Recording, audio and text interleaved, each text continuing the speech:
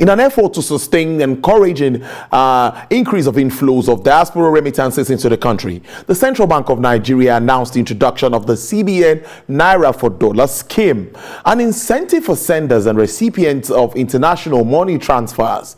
This means all recipients of diaspora remittances through the CBN licensed international money transfer operators shall henceforth be paid 5 naira for every USD received as remittance inflows.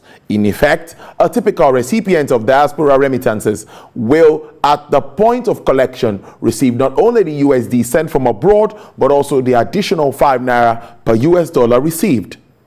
According to the data by the World Bank, Nigeria's total direct remittance inflows have averaged 21 billion US dollars in the past 9 years. This clearly reflects the high level of migration within this period, linked to a number of reasons. Based on these numbers, the CBN will be paying forex earners 17.5 billion naira as incentives for the 2 months that the policy will be in effect. While many economic analysts see this policy as a subtle devaluation, the big question now begging for answer is, will this new policy by the Apex Bank ease off the persistent pressure on forex as well as save the naira from further fall? Well, I'm not going to be doing this alone as usual. Joining me to provide answers to these questions and other economic issues is a research and agribusiness economist, Dr. Matthew Ojo, is joining us from the UK. Thank you very much for your time, Dr. Ojo. Thank you for having me on your program today. Yes, Dr. Ojo, let me start with the naira for dollar thing. When you saw that circular and what the CBN's defense, how did it come to you? Do you see this also as a positive for them to be able to get more forex and, of course, increase our reserves? Well, thank you very much once again. Don't forget that in recent past, the CBN has been doing all it can to see how it can manage the forex, terrain, foreign exchange terrain of the country. And you will see in the past 10, 12, 16 months, one policy after another, just to try and see how to save that market. So this is just one of such, to see what can be done to improve remittances. And so when you ask why did the CBN go this route, you also realize that we are not the only country that has done this, in the Committee of Nations. There are other countries that have tried it. One, they said they want to reduce the cost of remittances, diaspora remittances. And of course, that has been a challenge because the cost remains one of the largest, for the one the Nigerians are charged, or those in sub-Saharan Africa. So this is another attempt to see what can be done to address the illiquidity in the forex exchange market as far as the country is concerned. Now, the question whether it will be effective is another ball game. However, you will understand that the major reason why we are here is because we are largely an import-dependent country. Okay, a country where our revenue, is made up of over 90% comes from oil and gas. So you will be expecting that we import more than we export, and that alone is the imbalance that the CBN has been trying to grapple with over the years. Now, coming down to this policy itself, now whether it will be able to, this is just a palliative. Let me use the word palliative. It's a short term, like somebody described it, like a promo.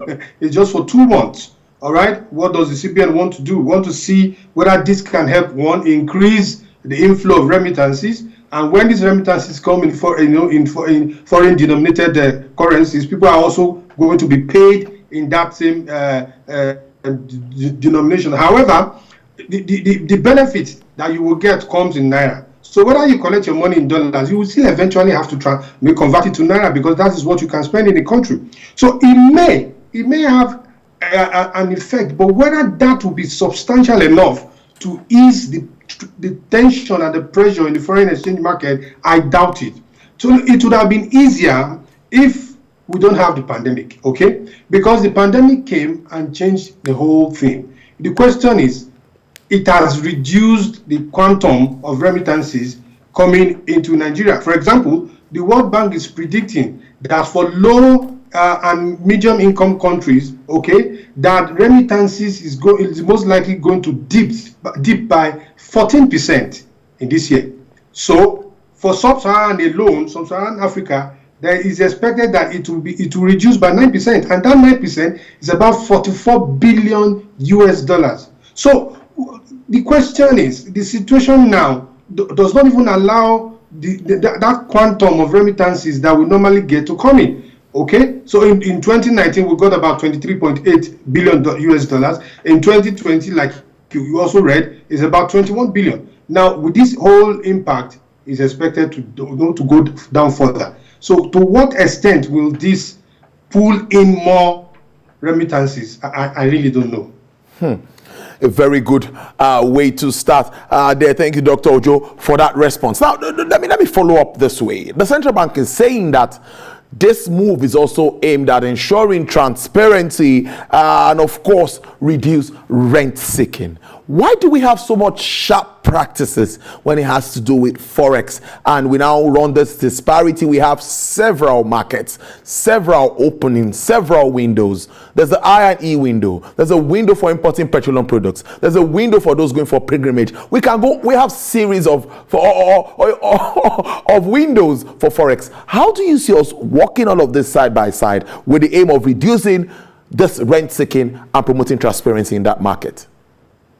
Thank you. You see, the rent-seeking aspect of it is a major challenge.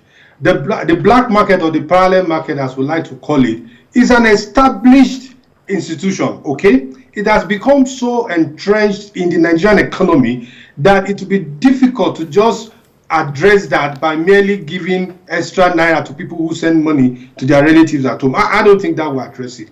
What we need to do, like you've mentioned, look at the so many windows. We want to take, the CBN once gave us hope, okay, about a few months ago, that it will unify, our exchange rate. But we are still waiting for that. Let's see what will happen when it is unified.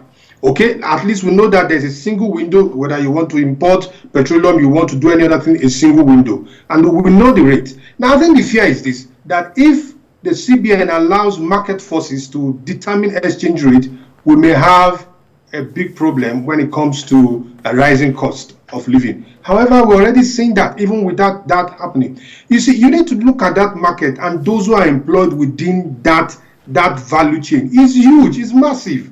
Okay, and so until the CBN takes the bull by the horn, you see, using these policies to address some of these things might not change it to make so much impact, honestly, because up to now, the illiquidity in that foreign exchange market is still rife. It's disturbing for manufacturers. They can't get Forex to even import. And if they can't import, even if they have to import, some of them go to this same black market to get their foreign exchange. And when you do that, you increase the cost of production. Definitely, that's what's going to happen.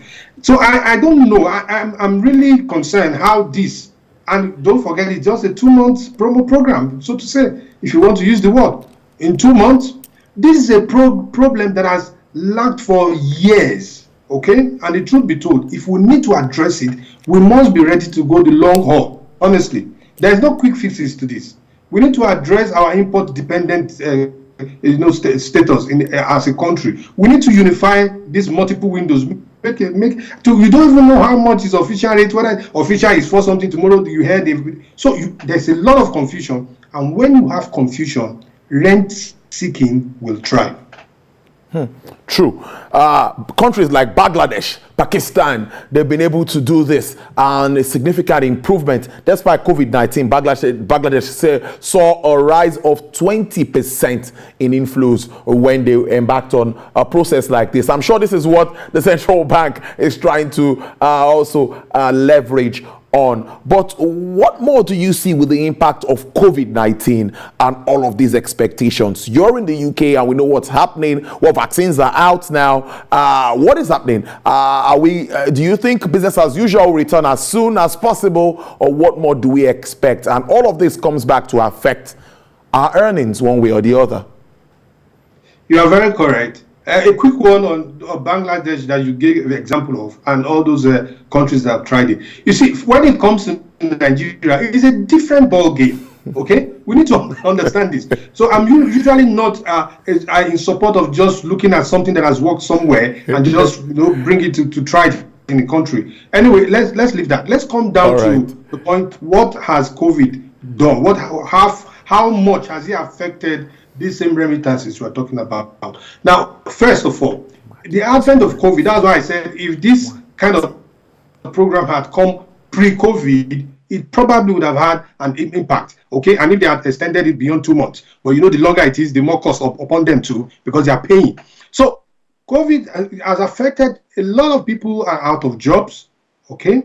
And unemployment rate, even in the UK and across up to the US, you see how unemployment rate is increasing because COVID has stopped operations in many of these countries where you have these people, our diasporans living. Now, if you are not employed, your earning ability is impaired upon, and then your ability to even attend to issues back home is impaired upon, and so it's going to affect what is sent home and the quantum or the quantity or the amount that is sent home. That is certain. So whether you give people 10 naira per dollar or 100 naira per dollar, you can only give what you have. If people don't have what to send home, no amount of incentive will make them send what they don't have. So that has to be settled. Unemployment is as affected. And then those who are into businesses, entrepreneurs out in these countries, they've not worked. Some of them have not been in business for so long, and it's impacting on them. Even their survival is being threatened. So that is a challenge to remittances. And then beyond that, revenues that would have accrued to all these countries where they are living, things are tightening up gradually.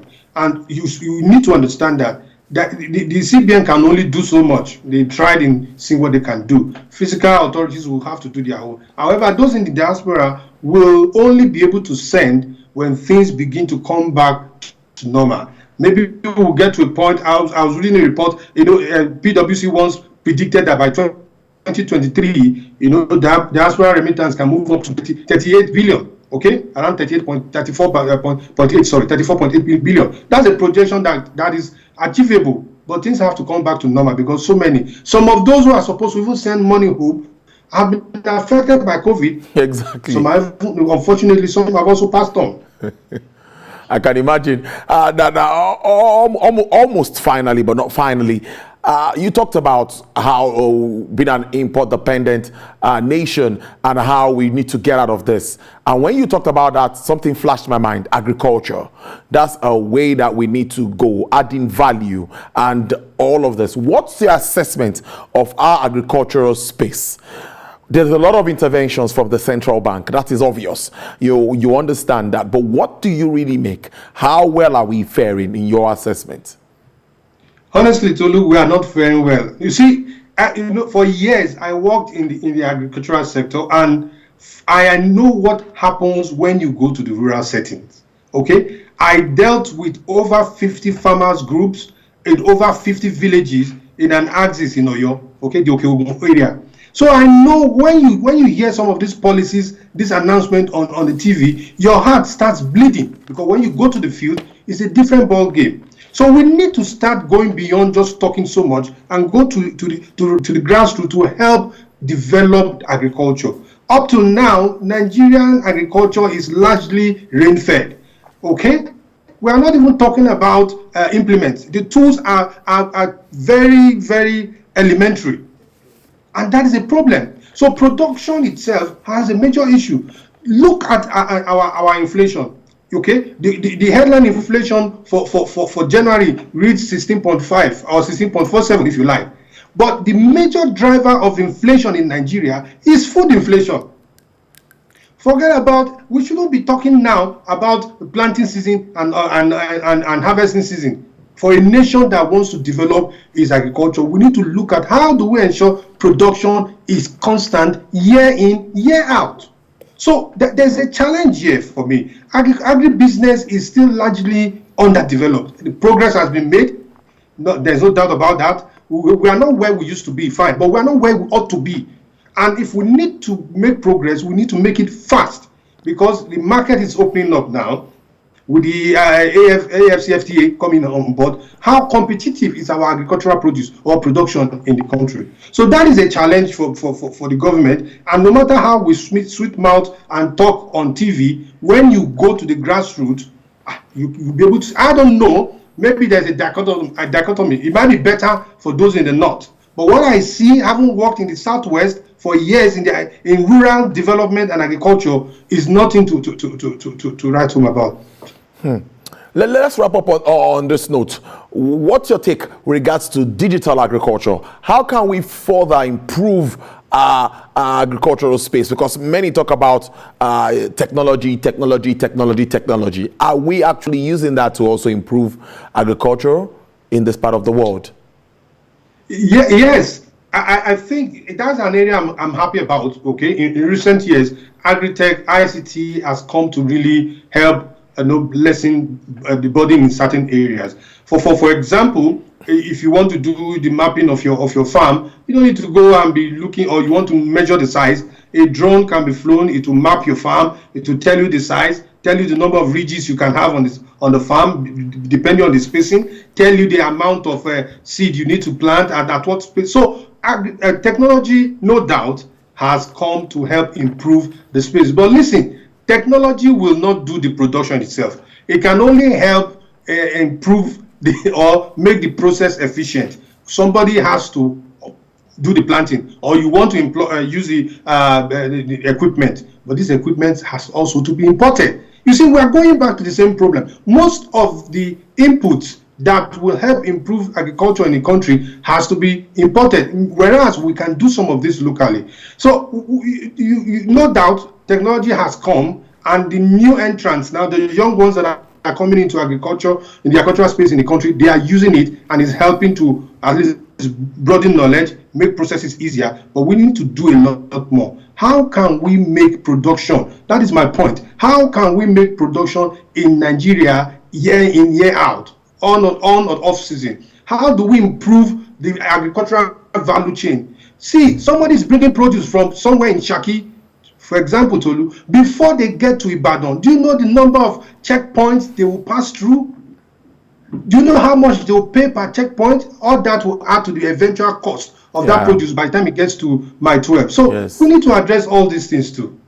And it falls on the buyers, consumers like us, that we are the ones that will go to the market and buy it on the high side. Now let's touch on storage and adding value as we wrap up this segment of the discussion. Issue of storage has always been a forefront. Look at tomato farmers. The last time, some months ago, loss that was posted, and they made it opened, letting government see what they actually face. What do you make of storage as well, and also adding value to some of our produce?